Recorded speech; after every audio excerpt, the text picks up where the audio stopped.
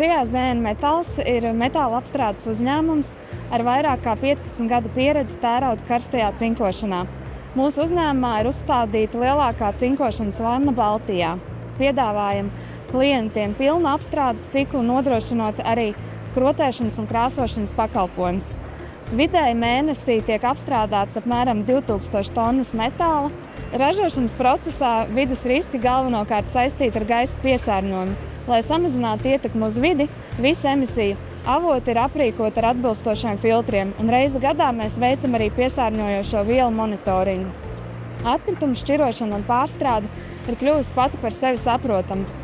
Uzņēmums CAZN Metāls ir viens no vadošiem karstās cinkošanas uzņēmumiem Baltijā, kas atrodas Jelgavas valsts pilsētā un veids darbību, ievērojot vides aizsardzības normatīvo aktu prasības.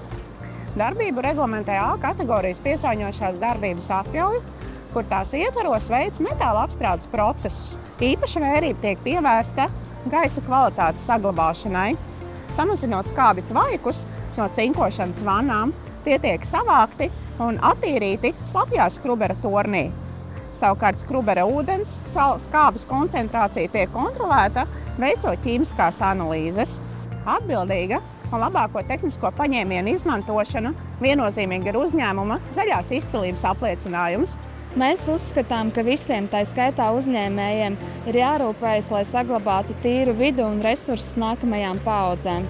Tas, par ko dažkārt neaizdomājas biznesa vidē, ir tas, ka sākotnējās investīcijas vides aizsardzībā ar laiku atmaksājas un var pat samazināt ražošanas izmaksas un palielināt ražošanas efektivitāti.